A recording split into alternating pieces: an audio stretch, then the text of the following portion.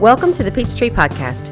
Peachtree Learning Center is a nonprofit in Middle Tennessee dedicated to training and discipling students in all the fine arts to become excellent and skilled in order to spread the kingdom of God into the world of the arts. On this podcast, we will discuss topics designed to encourage, uplift, educate, and equip people to proclaim the kingdom more deeply in their own families and communities. Hello and welcome to Peachtree's podcast this week. We have a special couple of episodes for you. Last week in our place of business, we hosted our first ever resource day, which was an afternoon of gathering in resources from our area across the Upper Cumberland and having them all come together in our space in a non-competitive way to share their thoughts and available resources for people who are considering homeschooling and even a lot of people who already do, but maybe just wanted to understand more about what's available. So we welcomed in co-ops and tutorials, hybrid schools, a curriculum company or two, and we also welcomed in some veteran moms who brought tables of curricula that they had enjoyed in their own homeschools and felt served their family well, basically in all different types of learning styles.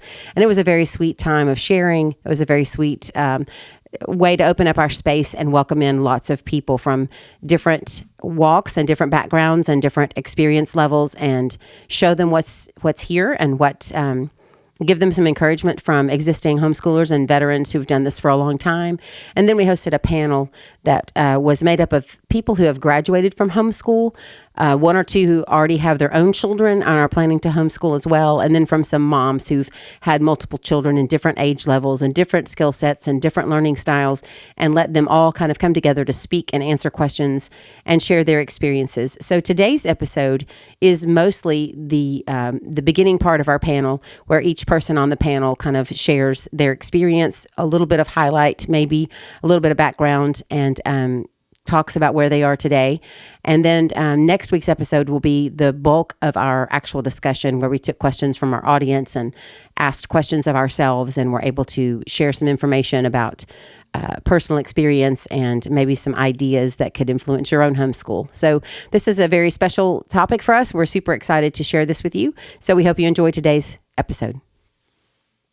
So I'm going to go ahead and introduce who's up here. So this is Vivian Benzon. She was a student here at Peachtree actually for years and years, and she's homeschooled all the way through high school, graduated, went to college, got a degree in bass, and now teaches, and also is bass education, right? Music education. Well, it's bass, but anyway. So she teaches in a public school in Nashville. No, it's a private school now. She taught in public school. Now she's going to private school in Nashville. Yes, so she's got that set of experiences. Next to her is Sarah Howell, and she graduated from homeschool, didn't go to college, but studied music postgraduate with a conservatory in Nashville, and now she teaches and plays violin and mandolin. Brianne Pryor, if you've ever been in Peachtree, you've met Brianne, and we grabbed her when she was in high school. She graduated, and then she's been here ever since, and she's successfully written 5 novels. A couple of them hit the bestseller list.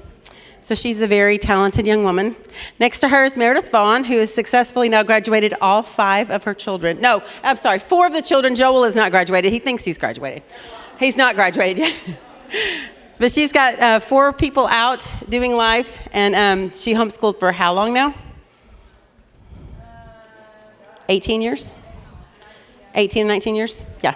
So this is Meredith Vaughn. Next to her is Jamie Thornsberry. She's got 2, 1 out, 1 still in. Extensive experience with just training up a child who's now a missional-minded young man out in Bible school, getting ready for whatever God has for him. And then a beautiful, creative young lady at home. And then next to her is Terry Pitoto, who's graduated 4 all the way across the spectrum of personalities and skill types. And she did it all using literature and a little math. And she has Mikey, who's designing ballistic missiles. And she has Maddie, who's studying theater.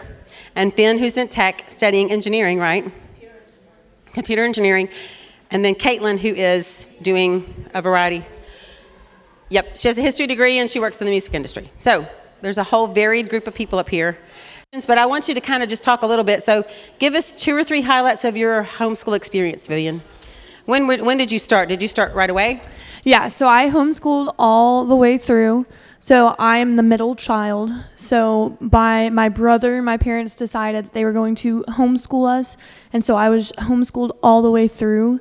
And probably I would say a couple things for highlights for homeschooling. Peachtree allowed me to do the classes, and then I also got to help and be like a teacher aide. And so that was helpful for me, like figuring my life out, because I got to work under people here and like help with some of the younger kids. And that helped me figure out like, oh, I do want to do this whole teaching thing.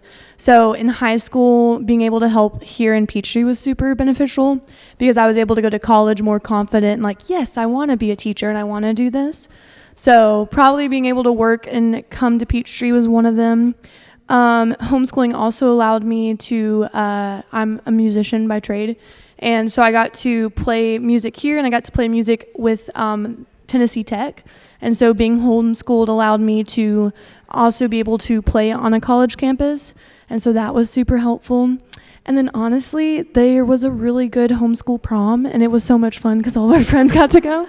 So that was also fun. That's also fun. Yeah, good for you. Okay, why don't you pass that to Sarah? And Sarah, kind of share your story a little bit too.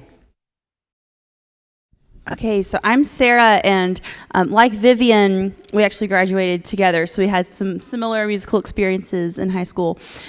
So I play violin, and I think that was probably the biggest thing that homeschooling did for me was just giving me time to find what I loved and what I felt a calling to do and be able to dedicate as much time as I wanted to and as I could to that, which I knew I wanted to do really for the rest of my life. So I think highlights were definitely that and just opening up time for that skill and trade at an early age, which I'm very grateful for, as well as have some individualized, I guess, studies. Looking back, I did a ton of literature in school, partly because I just really loved it. And we did a lot of just literature and history emphasis. And I'm just now that I'm out and have my own family, I'm very grateful that I have that foundation. So that personalized training was really valuable. All right, Brianne, tell us what you experienced, or a couple of highlights. Well, I think, of course, homeschooling was for sure the reason that I started working here at Peachtree, but it was also the reason that I was able to publish the books that, or as early as I did, just because my mom would use all of the writing that I did as part of several different subjects throughout school. And so I was always able to do that anytime during the day or night that I wanted to. And that was definitely the reason that I was able to publish them as soon as I was and as quickly as I was because I was able to work on them all throughout the day, and there wasn't necessarily a time frame, and it counted towards something more than just writing. It counted toward my schoolwork as well. So I'm hearing a theme of kind of an individualization. Did any of you feel like you were under-socialized in homeschooling? Is that a joke? I see you laughing. Yes. That was one of the concerns when I first started homeschooling way back in the early 2000s was people said, oh, how are you going to get them socialized? And my response to that within a couple of years was, we just get to pick and choose our socialization.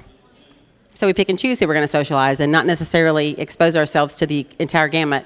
And that was a really helpful thing for our children because we had one that especially took on the influence of whatever she was around. And so it was nice to solidify that for her a little bit early and then expose her later to other things. It was helpful to be able to individualize it like you're saying. Okay, Meredith. So Meredith has got 5 children total. Her fourth one just graduated. So she's graduated 3 in 4 years and married off 2 in the last 6 months. So Meredith has a very active family and every learning style possible probably. So kind of talk to us a little bit about what it was like to have different learning styles maybe and what the challenges might be, but maybe some tools that you had at your disposal or ideas you had. I would say yes, there are lots of learning styles, and it's very important for you to learn that about your child early on. There's a great book called The Way That They Learn, and yes, I had the spectrum of that in my house. And sometimes you start a curriculum, and I would tend to pick a curriculum that I wanted to use with everybody, and sometimes we'd get to a place and it'd be like, this is just not going to work for you. We need to find something else. And so that's the beauty of homeschool is you can tailor the things that, just like these ladies have already said, you can tailor towards your child's learning, but you can also, alongside of that, tailored to their interests. And so I think that's a very beautiful thing about homeschooling. I'm more of a regimented kind of homeschooler. I'm not one that, there's a lots of different theories out there of homeschooling, and there can be some controversy on that. But I was very much like, no, I wanted to have a schedule and knew what we were kind of schooling with the end in mind. Like, you start off in kindergarten, and yes, for those of you that have little ones, don't stress about kindergarten and making sure that they have history and science and all these things. They need to learn to read. Once your child can learn to read, then they can read to learn. That's the most important thing. And so once your child can read, then so much of that is not off your plate. There's plenty still on your plate, but it helps them understand more and take more responsibility for their learning. So when I say don't stress, I'm saying kindergartners still need a lot of time to play. They need to be read to. They need to be read the classics, and just really, really grasp that love for learning. I'm still trying hard to teach my 9-year-old that love for learning, and it's the older 4 loved it. He's a little bit harder to teach that love for learning, or the love for reading. But I think they follow our example in that too. So if they see us reading and we're reading to them a lot, they will do that as well. And so the different styles, I have those that love to read and then those that love to be read to. So just find your kid's learning style and go with that. All right, Jamie, tell us a little bit about your experience having 2 different age groups, obviously not doing subjects together. But what did that look like in your house? Yeah, so we have 2. I have a 19-year-old and I have a 10-year-old, so we've got a 9-year gap there. And honestly, my youngest is learning at the level that my oldest was. So in that, it's been interesting because we've had to kind of go like, no, you're not quite there yet. But kind of like Meredith said, one of the things that I was taught early on through Terry, as a matter of fact, was keeping that end goal in mind. Like, you're starting with a 5-year-old, but you're raising a 25-year-old, right? Our goal is not to raise a 5-year-old who's going to throw tantrums all day long, every day when they're 25. We want them to have the character traits and the abilities that they need once they graduate and get out into the world. And so it's always keeping that eye on, what is going to be that foundation that we can give them right now that's going to propel them to that next place. Those high school years, ladies and gentlemen, are sweet. Please, please, please do not let the culture tell you that high school has to be hard. It does not. By the time my son, one of our goals was that he would be an independent learner. I wanted him, like Meredith, like Terry will tell you, I wanted him to love learning enough that he pursued it on his own. And high school became that time for him. He picked up those books and he took it on. And he did all the things that he had to do and then some. But that's because we gave him that foundation of learning and loving to learn. And he will go figure things out on his own, and it's beautiful to watch. So those high school years and those college, and even those, beginning college years, he would call me or text me big, long text threads of what he was learning at school.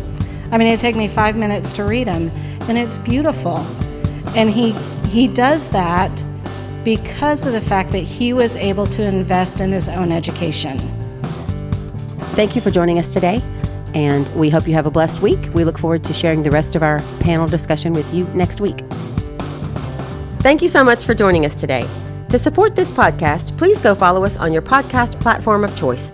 And if you're interested in knowing more about the work of Peachtree, please go visit our website at peachtreelearningcenter.com for more information.